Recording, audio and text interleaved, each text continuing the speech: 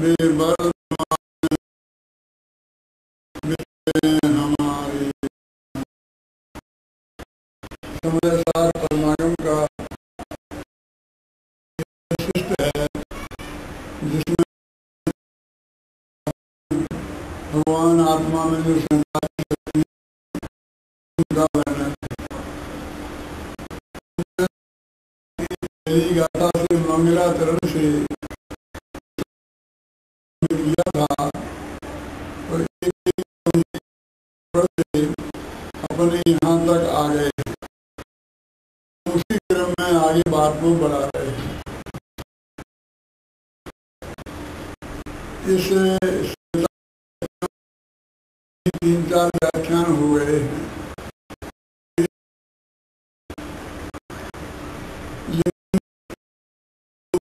नए हैं, इसलिए आरंभ से आरंभ करते हैं। आरंभ 47 शक्तियों के आरंभ से देखो कहाँ खड़े हैं, पहले इस पर विचार करें। संसार में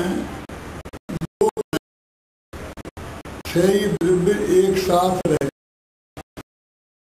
जिस आकाश के प्रदेश में एक द्रव्य धर्म अधर्म आकाश, उसी आकाश के प्रदेश में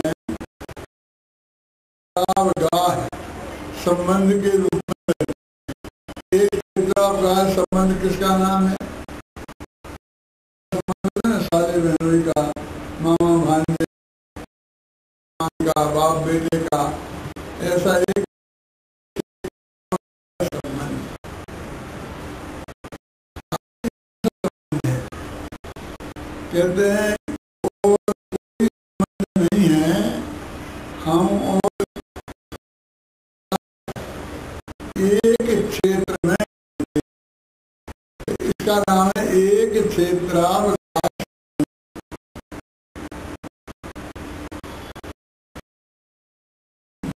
निकले तो कोई आदमी हमें से नमस्कार करें उसे, तो आप कहते हैं बाद में ये कौन था, जानते नहीं। ऐसा आपने प्रेम से वो बिना पहचान का आदमी, आप नहीं बताना चाहते हैं तो मत, झूठ क्यों बोलते हैं कि हम जानते हैं? आपका क्या संबंध? कोई संबंध नहीं है। तो कहा कि ग्वालियर से एक गाड़ी में, जिस डब्बे में हम बैठे थे, सीट पर एक ही बैठे थे। हम दोनों आमने सामने बैठे, एक दूसरे के ज्ञान के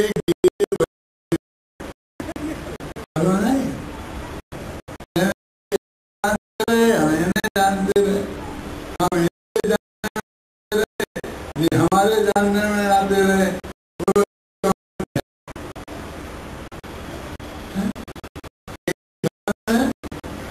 ये तो हम कह रहे थे कोई संबंध नहीं। अब इसको मानना हो तो संबंध है, मानना तो हो तो संबंध नहीं है। ऐसे इस दुनिया के जितने पदार्थ हैं,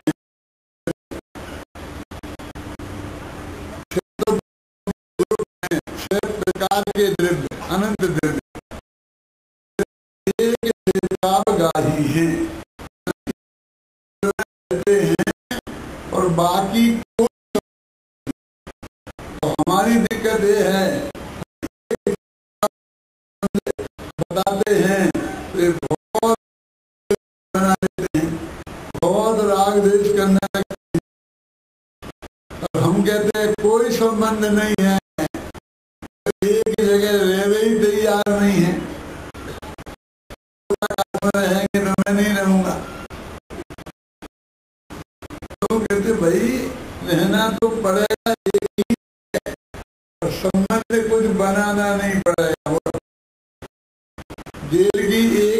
कोठरी में साथ में रहना पड़ेगा, नहीं हो ऐसा होके रहना पड़ेगा। तो कह रहे आनंद द्रव्य स्त्री पुत्र मकान जायदाद रुपया पैसा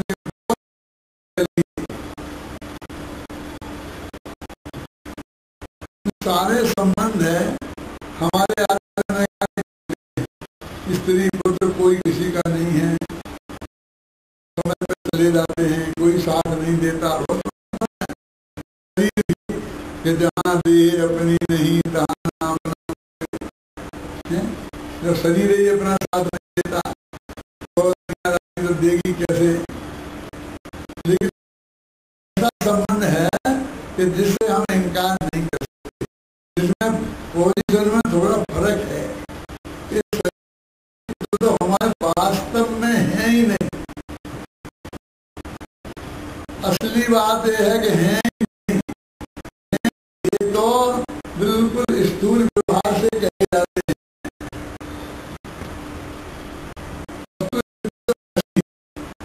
लेकिन ज्ञाता के संबंध है कि जो वास्तव में है, माने ये आत्मा से ही को जानता है। ये बात कोई काल्पनिक नहीं है।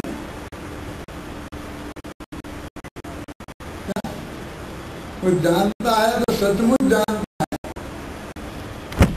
कि निश्चय से के व्यवहार से कि नहीं, निश्चय के भी निश्चय से जो भी तुम्हारा होता हो उस सब से, जो सबसे बड़ा मैं होता हो उससे जानता है। बात एकदम पक्की है। वो नहीं जानता, ये तो सिर्फ कहा जाता है। नरेंद्र जी क्या नहीं जानता है, ये तो कहा जाता है। क्यों? क्योंकि ये तन्मय हो। तन्मय माने उपयोग की एकाग्रता नहीं, मन एकाग्र नहीं। तन्मय माने ऐसा मान कर के यही मैं हूँ,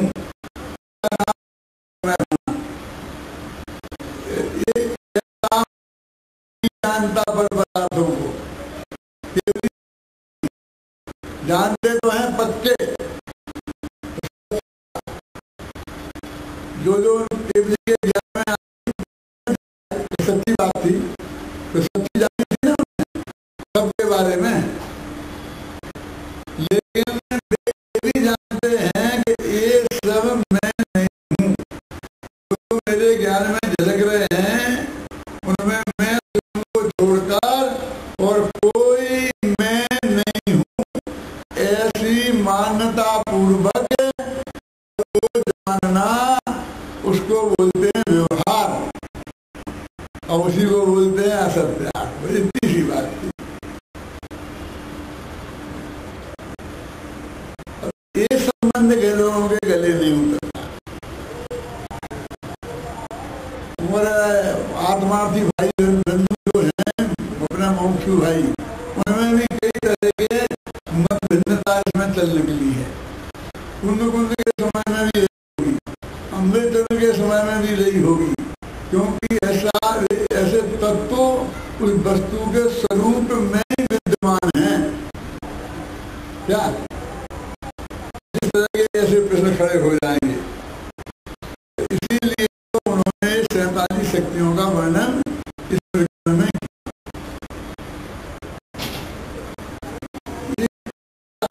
पदार्थ मैं नहीं हूँ।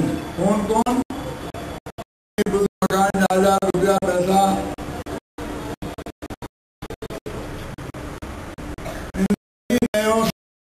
जो कहे जाते हैं ना पर पदार्थ, वास्तव में मैं नहीं हूँ और किसी ऐसे मैं हूँ ऐसा कहा जाता है, लेकिन वास्तव में वे है नहीं।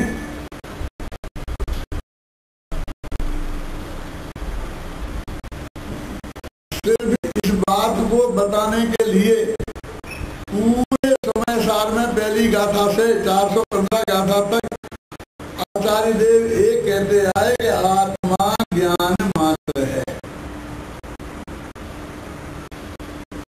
मात्र शब्द इन सब पर पदार्थों से अपना आत्मा पृथक है, ये बताने के लिए पूरे समय सामने आत्मा के साथ एक शब्द लगा दिया, मात्र।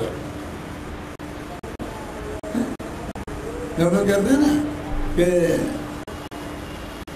आप हमारे यहाँ आएंगे कि हाँ मात्र मैं आऊंगा, मात्र हम आएंगे, तो काय के लिए? तो और हमारे गांव वाले नहीं आएंगे, मोहल्ले वाले नहीं आएंगे, और कोई आएंगे तो आएंगे, मुझे कोई मतलब नहीं है, लेकिन मेरे साथ में माने मैं जो आपको आने की सूचना दे रहा हूँ उसमें मैं कोई बहुत लंबा चौड़ा नहीं, मैं मात्र मैं आऊंगा। और फिर जब उतरे ट्रेन से तो दो जने निकले, आपने तो कहा था मात्र में आऊंगा, मात्र में आऊंगा, तो और कौन है यार? नहीं तो है, ये दो टिकट क्यों है? अरे तो मेरी पत्नी है, तो दूसरे नहीं। अरे क्या कर दिया है? अरे हम इसमें मात्र मानते हैं, हमारा दो का ही मात्र है, एक का मात्र नहीं होता, समझ में आया ना? तो उनने मात्र कर और बाकी लोगों का निषेध किया था, समझ में आया ना? और इसने इनको ही समझ लिया, तो ज्ञान मात्र कहकर सारे जड़ पदार्थों का निषेध किया था, पर जीवों का निषेध किया था। लेकिन वो ज्ञान के साथ जो अनंत गुण अनंत शक्तियां रहती हैं, दर्शन ज्ञान चारित्र सुख वीर्य, लोगों ने इसका ही निषेध समझ लिया कि आत्मा ज्ञान है और कुछ नहीं है, ज्ञान है और कुछ नहीं है। तो शिष्य ने प्रश्न किया कि आत्मा में सुख है क्या नहीं? क्या बात करते हो?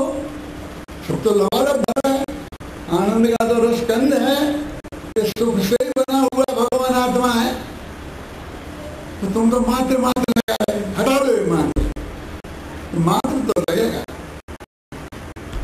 क्योंकि जिनके निषेध के लिए है मात्र शब्द, उनका निषेध तो करना ही है। अपने घर के दरवाजे पर लिखा रहता है नो एडमिशन विदाउट परमिशन। क्या हिंदी में अपन ने अनुवाद किया उसका? बिना आज्ञा अंदर प्रवेश वर्जित है। अपनी सीधी लठछाप भाषा में बिना पूछे कोई अंदर नहीं आ सकता, ठीक है? अब वो लिखा है बड़े बड़े अक्षरों में, पर लोग आते जा रहे, कोई पूछता ही नहीं। लोग कहते हैं क्या है, क्या मतलब इसका, हटा दो, कोई पूछता तो है ही नहीं, आ रहे जा रहे, वो लिखा है। और फिर आकर के पढ़ते हैं बिना पूछे अंदर आना मना है, चले जाते हैं।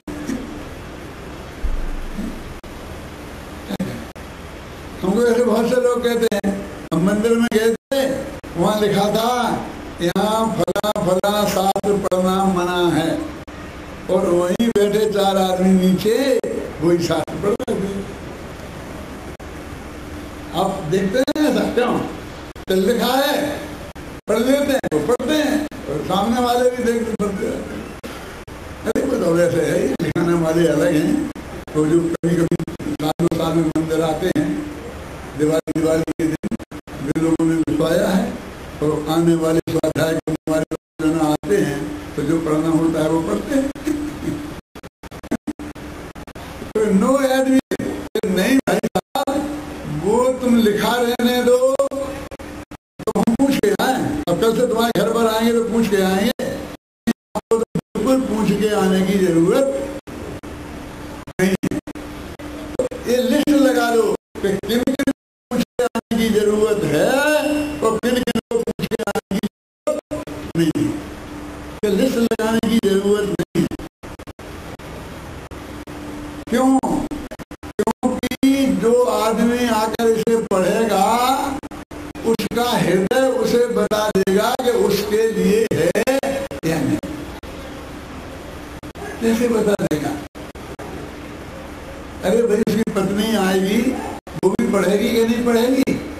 लेकिन वो नहीं समझती है मुझे पूछने की जरूरत नहीं है।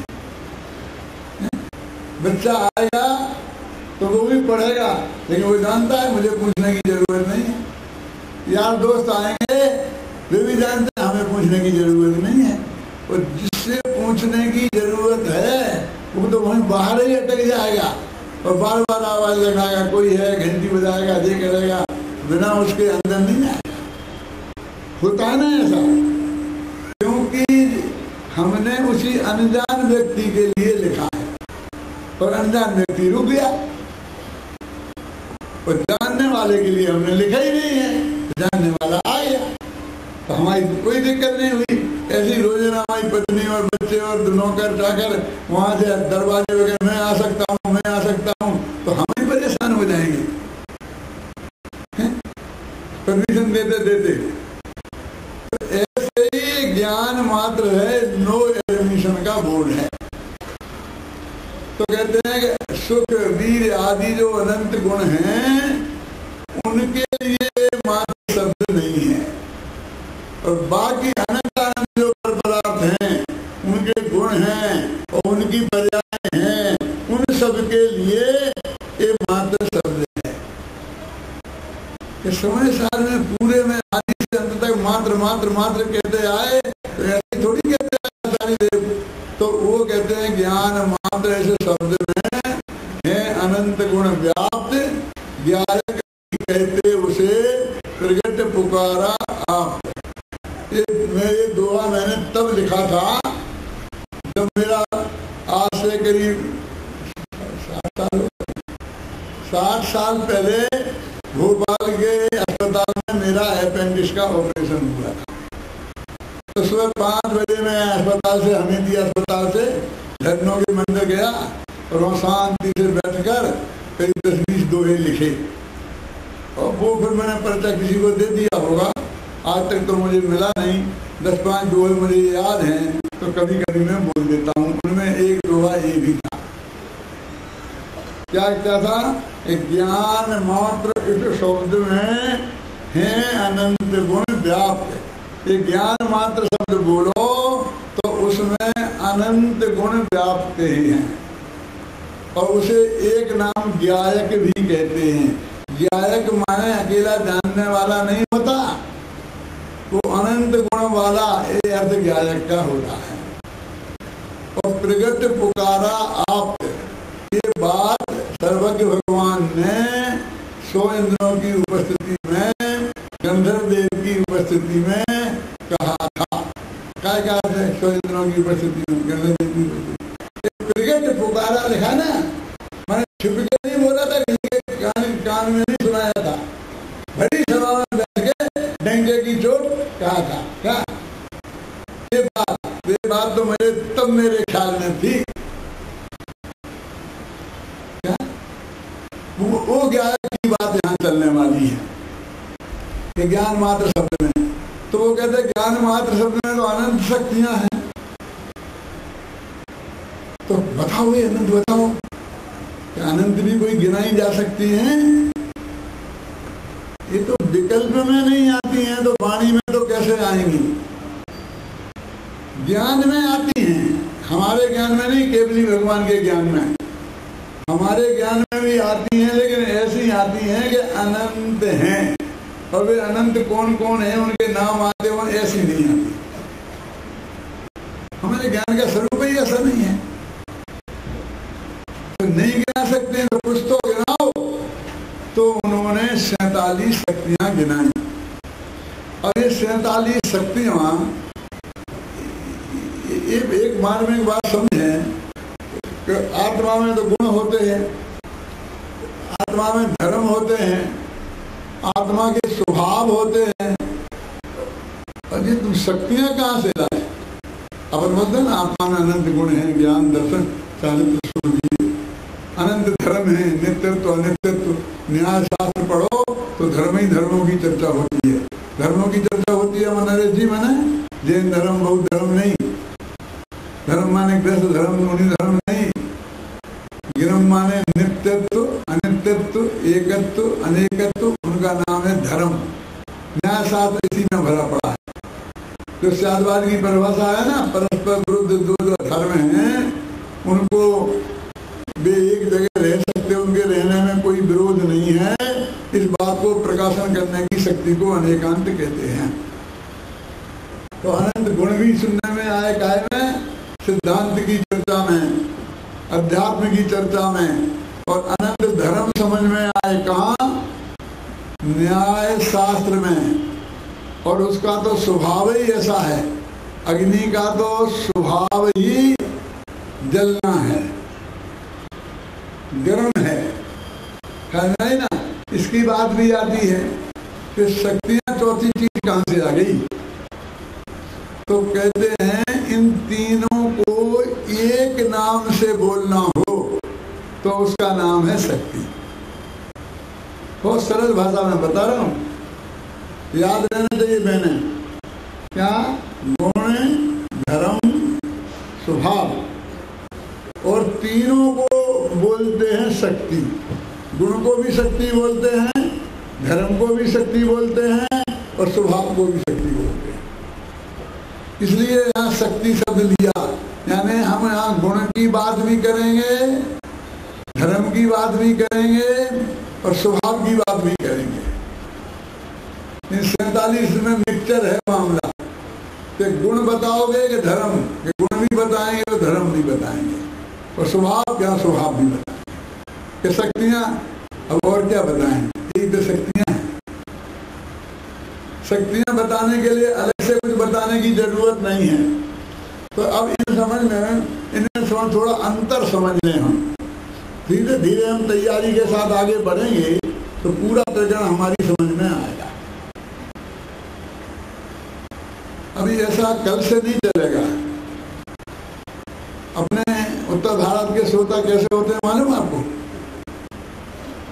जैसे स्वयं महुआ टपकते हैं ना, ऐसे टपकते हैं। 6 बजे से टपकना शुरू होते हैं और 10-11 बजे तक टपकते हैं। एक टपकता है और नीचे गायें खाने को भागती हैं, बेचारा रखाने वाला रखाता फिरता है, बार बार एक दाना उठाता रहता है। ऐसे यहाँ श्रोता टपकते हैं। 8:15 बजे से प्रवचन है तो 8:45 बजे से आना शुरू होंगे, और फिर एक टपकेगा। एक तब तक टपकेंगे कि जब तक प्रवचन खत्म ना हो जाए। मेरे पास जो माल है वो ऐसा नहीं है कि आप ऐसे कभी भी आ गए, कभी भी बैठ गए, फिर आपने सुन लिया और समझ में आ गया। आज का समझ में आएगा और थोड़ा बहुत याद रहेगा तो कल का समझ में आएगा, कल का समझ में आएगा तो परसों का समझ में आएगा, है ना। फिर आप विचार करो गंभीरता से। जब आप कभी किसी क्लास में पढ़ने गए होंगे ना, पहली में, दूसरी में, चौथी में, 5वीं में, तो कक्षा में विद्यार्थी पहले आते हैं कि अध्यापक? क्यों? अध्यापक सबसे पहले आ जाए, फिर विद्यार्थी एक एक आए तो अध्यापक जी खड़े हो गए। अभी तो ऐसा होता है, विद्यार्थी सब आ जाते हैं, शांति से बैठते हैं, फिर अध्यापक आता है तो सब खड़े होते हैं, फिर अध्यापक कहता है बैठ जाओ। क्यों? हमको ऐसा मौका ही नहीं मिलता कि बैठ जाओ कहे। मेरा तो प्रवचन भी क्लास जैसा होता है। आप यदि 20 दिन में शांति से सुनेंगे आदि से अंत तक, तो बहुत कुछ लेके उठेंगे। जो असली तरीके ढंग से सुनेंगे तो वे तो पंडित बन के उठेंगे। 20 दिन में क्या घबराओ मत, तुम तो संकल्प करो, बाकी गारंटी हम पे छोड़ दो। कम से कम 47 शक्तियों के बारे में तो कोई आपके सामने खड़ा नहीं हो सकेगा। यदि आपने सुना तो अपन क्या कह रहे थे, 3 प्रकार की शक्तियां होती हैं। कौन कौन सी? गुण, धर्म, तो आ गया ना, आगे वाणी में ताकत आ गई ना। अब गुण और धर्म में फर्क क्या है? कहते हैं जिसकी पर्याय हो और विरोधी ना हो उसे गुण कहते हैं। ज्ञान की है, मति ज्ञान, शुद्ध ज्ञान, अवधि ज्ञान, मन पर्याय ज्ञान, केवल ज्ञान पर्याय है ना। लेकिन ज्ञान का विरोधी अज्ञान नाम का कोई गुण आत्मा में नहीं है, माने विरोधी नहीं है और पर्याय है, एक गुण की परिभाषा। और धर्म की कि जिसकी पर्याय नहीं हो, समझे ना, और विरोधी हो, उसका उल्टा। जैसे नित्यत्व नाम का धर्म होगा तो उसका विरुद्ध अनित्यत्व नाम का धर्म भी होगा, गारंटी से होगा हर द्रव्य में। एकत्व नाम का धर्म होगा तो अनेकत्व नाम का धर्म भी होगा। ये धर्म कहलाते हैं। अब फिर एक दफे बोलता हूं, जिसकी पर्याय हो और विरोधी नहीं हो उसका नाम है गुण, और जिसकी विरोधी हो और पर्याय नहीं हो उनका नाम है धर्म। कैसे कहते हैं? देखो, गुण अकेले होते हैं ब्रह्मचारियों जैसे, और धर्म जोड़े से होते हैं गृहस्थों जैसे। दो जोड़े से होते हैं ना, देखिए। और ये गुण कैसे होते हैं? बिल्कुल अकेले। अकेले ब्रह्मचारियों जैसे गुण की तो संतानें होती हैं, ब्रह्मचारियों के तो संतानें होती हैं, और जोड़े वालों के कुछ नहीं होता है। संतान नहीं होती है, पर्याय नहीं होती है ना, गजब का। स्वर्ग में जैसे है ना, इंद्र इंद्राणी का जोड़ा तो होता है लेकिन बाल बच्चे नहीं होते। देव देवियां होती हैं, देवांगना होती हैं, लेकिन उनके बाल बच्चे नहीं होते। धर्म हमारे आत्मा में इंद्र इंद्राणियों जैसे हैं, और गुण ब्रह्मचारियों जैसे हैं। अब ये बात आपको मैंने उदाहरण दिया ना, इससे अब आपको हमेशा याद रहेगा। ये परिभाषा याद करने में सुविधा पड़ेगी कि गुण कैसे होते हैं ब्रह्मचारी, धर्म कैसे होते हैं जोड़े से, एक दूसरे के प्रतिद्वंदी होते हैं। गुणों की क्या होती हैं? पर्याय, और धर्मों की पर्याय नहीं होती हैं। तो गुण और धर्म तो हो गए। अब हम गुण धर्म ऐसे बोलते रहते हैं, दोनों को एक ही समझते हैं, ऐसा नहीं, उसमें बहुत बारीक अंतर है। ये भी बहुत काम आएंगे। ये गुण और धर्म जो मैं आपको आज पढ़ा रहा हूँ, ये 20 दिन तक लगातार आएंगे काम, और न केवल 20 दिन। यदि जैन धर्म का गहराई से अध्ययन करोगे तो जिंदगी भर काम आएंगे, है ना। अब कुछ चीजें ऐसी होती हैं कि ना जिनकी पर्याय होती और ना जिनका प्रतिद्वंदी होती। अब यदि उनकी पर्याय होती तो हम गुण कह देते, यदि प्रतिद्वंदी होता तो धर्म कह देते। ना उसे हम गुण कह सकते हैं ना धर्म कह सकते हैं, और होते हैं तो उन्हें बोलते हैं स्वभाव। और वो क्या है? जैसे त्यागोपादान शून्यत्व शक्ति के भगवान आत्मा में पर को ग्रहण करने की और पर को त्यागने के शून्य शक्ति है, माने पर को ग्रहण नहीं करता और पर का त्याग नहीं करता। जैसे त्यागोपादान, त्याग माने छोड़ना, उपादान माने ग्रहण, तो इससे शून्य है। ये भी शक्ति होती है, ये चीज नहीं है इसमें, ये भी शक्ति। क्या? त्यागोपादान शून्यत्व शक्ति, ये स्वभाव कहलाता है। ना इसका गुण है, पर्याय है, और ना इसका प्रतिद्वंदी है। ऐसी बहुत है। अनंत धर्मत्व शक्ति बहुत है। तो ये 3 तरह की हो गई। कौन कौन सी? गुण, धर्म और स्वभाव। और इन तीनों को क्या बोलते हैं? शक्ति। अब जो 47 शक्तियों की बात चल रही है, इसका मतलब जब कोई की बात आएगी तो पहले गुण भी आ सकता है, वो धर्म भी हो सकता है, और वो शक्ति भी हो सकती है। अब धर्म की जब बात आए तो जैन धर्म बौद्ध धर्म ऐसा मत समझने लगना। धर्म की बात आए तो धर्म द्रव्य ऐसा मत समझने लगना। जब धर्म की बात आए तो पुण्य और पाप रूप धर्म ऐसा मत समझने लगना। यहाँ जो अलग है, समझे ना, वो पुण्य पाप धर्म जो है वो अधर्म है कि नहीं है, वो अध्यात्म का प्रकरण है और ये न्याय शास्त्र का प्रकरण है। ये अलग अलग प्रकरण में इनके अलग अलग अर्थ होते हैं। और 6 द्रव्यों का प्रकरण हो तो धर्म अधर्म एक द्रव्य होते हैं।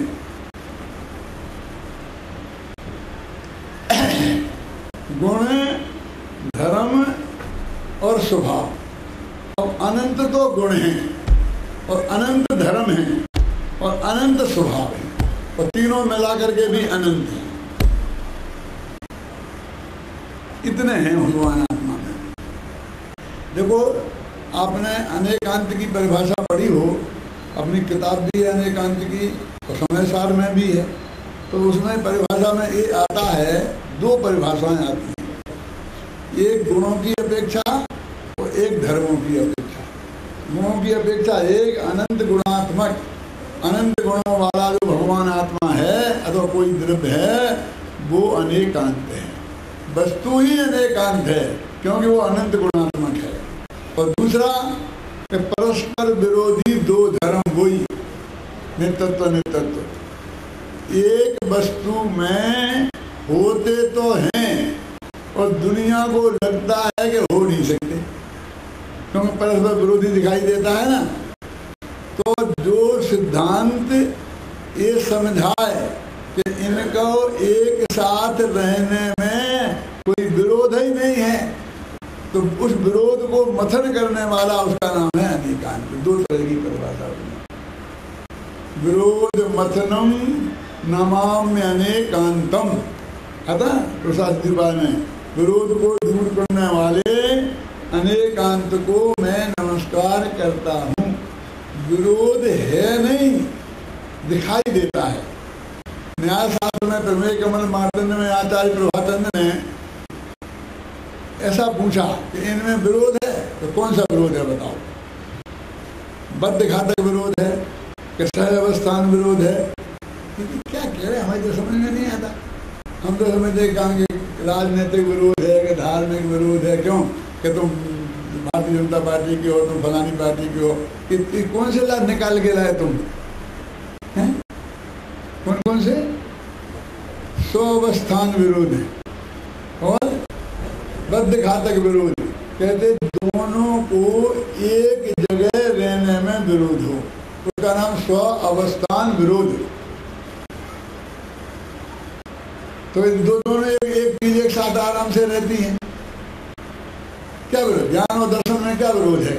जहाँ आत्मा में ज्ञान रहता है, दर्शन नहीं रहता है। माने उनमें एक साथ रहने में कोई विरोध नहीं होना चाहिए।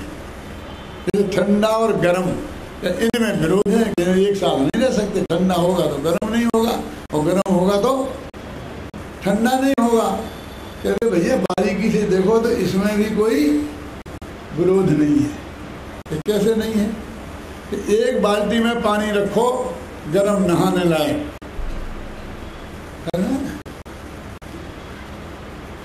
और उसमें हाथ डालो तो गुजराती हाथ डालेगा तो कहेगा ये ठंडा है पानी। क्यों? हिंदी वाला डालेगा तो कहे नहीं गर्म है। क्यों? पानी तो जो है वही है कि गुजराती गर्मी में भी गर्म पानी से नहाते हैं। मैं भी गुजराती हो गया, मैं भी गर्म पानी से नहाता। ठंडे पानी से नहाते तो ये गर्म पानी से नहा के क्या करूं? मुझे ठंडक चाहिए, फ्रेश नहीं होऊंगा, तो उसे वो गर्म कहता है और गुजराती से ठंडा कहता है। वो तो जैसा है वैसा है। ये तो सापेक्ष हो गया ना। वो गर्म भी है और ठंडा भी है। 3 बाल्टी में रखो, एक बाल्टी इधर ठंडा पानी, फिर कम गर्म पानी, फिर ज्यादा गर्म पानी, फिर ये बीच वाली बाल्टी में हाथ डालो, फिर निकाल के दोनों में हाथ डालो। क्यों? क्या होगा? तो इसकी अपेक्षा ये गर्म है, ये ठंडा है, ऐसा नहीं होता। और एक होता है बद्ध घातक विरोध, कि एक दूसरे को मार के खा जाए। बद्ध माने जिसको मारा जाए और घातक माने जो मारे, चूहा और बिल्ली जैसे। कि चूहा और बिल्ली एक पिंजरे में नहीं रह सकते हैं। चूहा बद्ध है और बिल्ली घातक है। तो ऐसे इन 2 गुणों में कोई बद्ध घातक विरोध है, एक दूसरे को खा जाएगा। कौन सा विरोध है? फिर कोई विरोध नहीं है, वे एक साथ रह सकते हैं, एक साथ रहते हैं। जगत को ऐसा लगता है कि नहीं रह सकते हैं, तो जो समझा उसका नाम है अनेकांत। अनेकांत की परिभाषा होती है। तो ये कहते हैं अनंत गुण के आधार पर एक परिभाषा अनेकांत की होती है, एक अनंत धर्मों के आधार पर अनेकांत की परिभाषा होती है। सुनना, अभी सोची थी कभी, आज अपना आज का अनेकांत तो कैसा हो गया है, तुम भी सच्चे हो मैं भी सच्चा, बढ़िया ना, सब बहुत अच्छा। आज का अनेकांत उन माताओं बहनों जैसी चर्चा हो गई है कि जाके मंदिर में दोनों मिले, पहले तो कुएं पे मिला करती थी, अब तो कुएं बेचारे खत्म हो गए, अब तो बेचारे उनको मिलने का स्थान एक ही है, वो मंदिर जी। तो मान लो एक सास नाम की प्राणी है और एक बहू नाम की प्राणी है, माने एक 20-25 वर्ष की है और एक 50-60 वर्ष की है। कौन? एक सास नाम की प्राणी है और एक परिवार की बहू नाम की प्राणी है। तो वो बहू नाम जा करके वो कहेगी कि आजकल की सासें बहुत नालायक हो गई हैं और अपनी सास की बुराई करेगी, तो वो ऐसा नहीं बोलेगी, सासों की बुराई करेगी। वो सामने वाली सास है तो वो देख रही है कि ये बुराई कर रही है, लेकिन वो भी जानती है मेरी नहीं कर रही थी, अपनी सास की कर रही है, करने दो। और वो कह करके तो बोला कि हाँ ऐसे ये सासें ऐसी ही हैं और बहुएं भी कम बदमाश नहीं है। फिर वो बहुओं भी शुरू करेगी, तो दूसरी कहेगी हाँ ठीक कहती हो तुम। माने तो दूसरे एक दूसरे की बात को ठीक कहेंगी, उन्हें ठीक भी नहीं कहना है, बुरा भी नहीं कहना है, लेकिन यदि ठीक नहीं कहें तो वो हमारी बात सुने कैसे, भाग जाएगी। उसकी ठीक कहेंगे तो वो हमारी सुनेगी। ऐसा हम कर तुम्हारा सच्चा हो गया, तुम्हारा सच्चा, हमारा सच्चा, ये सच्चा है, सभी धर्म समान है, एक ही है, एक ही जगह पहुंच गए, कोई फर्क है ही नहीं, सब वो भी अहिंसा, ये भी अहिंसा, ये भी एकांत, वो भी अनेकांत, ऐसा नहीं। हमको दर्शन शास्त्र के लेवल पर वस्तु का स्वरूप समझना। ये वो प्रकरण है परिशिष्ट जिसमें शादवाद की भी सिद्धि की है, अनेकांत की भी सिद्धि की है और जिसमें 47 शक्तियों का भी विवेचन है। और एक समस्या है, ये 47 शक्तियों का वर्णन तो इसमें है ना, तो अब वो अनंत में से 47 का चुनाव कैसे करे, ये बहुत कठिन काम है। मेरे पास 1000 किताब है और अब 1000 श्रोता है, तो मैं कहूँ सबको एक एक किताब बांट दो, तो मेरा काम भी सरल और बांटने वालों का भी सरल, भले ही 1000 किताब बांटनी पड़े। कुछ देखना तो नहीं है कि किसको देना किसको नहीं देना, गलत आदमी के पास ना चली जाए, ऐसा डर तो नहीं है। अब किताबें हैं 10, आदमी हैं 1000, और फिर मैं कहूँ नरेश जी ये 10 किताबें मैं आपको देता हूँ तो 10 भले आदमियों को दे देना, क्यों? अथवा जो पढ़े स्वाध्याय करें उन्हें दे देना। पंडित जी आप मुझे नाम बता दो 10 तो मैं आपकी मजदूरी कर दूंगा, लेकिन ये छांटने का काम मैं नहीं कर सकता 10 भले आदमी, क्योंकि 1000 में से 10 भले छांटूंगा तो बुरे कितने 990 बुरे हो जाएंगे, किससे बुराई मोल लूंगा। कहते ना कम चीजें हों और ज्यादा में से छांट के, कुछ लोग ऐसे होते हैं कि तुम मजदूरी पकड़ा दी मुझे, एक किताबें सबको बांट देना, मैं मजदूर नहीं हूँ, आप बोलो किसे देना और नहीं देना, इसका डिसीजन मैं करूँगा तो फिर मैं दूंगा। और फिर वो रख लेता है, फिर वो लोग बांटना शुरू करता है, क्या मैं दे दूँ तुम्हें दे दूंगा उसे नहीं दूंगा, अपना अपना कोई रोक गांठता है ना। लेकिन सज्जन आदमी को तो ये पसंद नहीं है। तो अब ये सहता अनंत गुणों में से पूरी को रखना हो तो हम बिल्कुल तैयार हैं। अब अनंत हैं और 47 छांटना है तो उनके कोई क्राइटेरिया तो होना चाहिए कि कैसे छांटें कि किन 47 को छांटे और किन को नहीं छांटे। इस बात पर हमें गंभीरता से विचार करना चाहिए ना। तो मैं कल इसकी चर्चा करूंगा आपके सामने कि वो 47 शक्तियां को किस हिसाब से उनने रखी, क्योंकि उनने कई बहुत महत्वपूर्ण शक्तियां छोड़ दी हैं, जिनके नाम मैं अभी आपके सामने रखूंगा। तो आप भी कहेंगे कि नहीं नहीं ये तो नहीं छोड़ सकते, इसको तो नहीं छोड़ सकते, इसको तो रखना ही पड़ेगा। देखो, चारित्र शक्ति नाम की कोई शक्ति नहीं है, और मुक्ति के मार्ग में तो मुख्य है, चारित्र नाम की कोई शक्ति नहीं रखी। तो चारित्र वाले कहने लगे हाँ हम जानते थे ना, मुमुक्षु लोग और क्या करोगे। तो यहाँ देखा तो दर्शन नाम की भी कोई शक्ति नहीं है, वो दृष्टि शक्ति नहीं, वो तो दर्शन गुण है, ये श्रद्धा गुण वाली कहाँ है। अब ऐसे महत्वपूर्ण गुण छूटे हुए हैं परमात्मा, और कई कई तो ऐसे फालतू के रखे हुए हैं कि जिनका नाम सुन के ही आपको अटपटापन लगे। असंकुचित विस्तार क्या है, क्या लेना। तो मैं आपको ये बताऊंगा कि ये 47 शक्तियों को किस आधार पर चुना। श्रद्धा को जगह क्यों नहीं मिली, चारित्र को जगह क्यों नहीं मिली, और ज्ञान को क्यों मिल गई, और सुख गुण को क्यों मिल गई जगह। यानी उनका क्राइटेरिया क्या है, इस पे अपन कल गंभीरता से विचार करेंगे।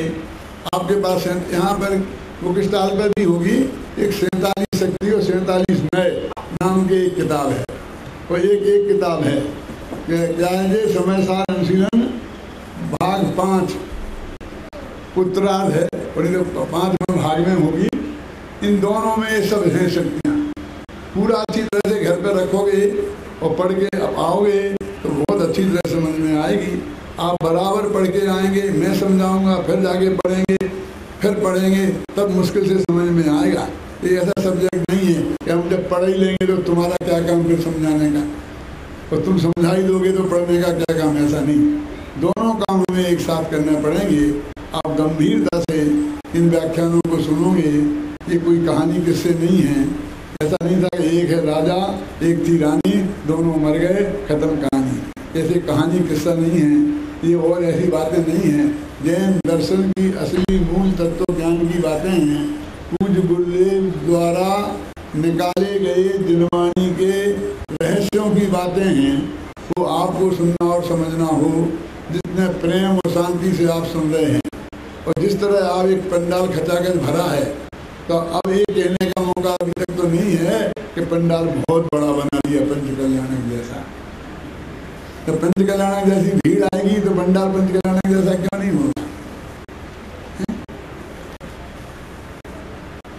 तो मेरे कहने का मतलब ये है, आपकी रुचि बहुत दिखती है।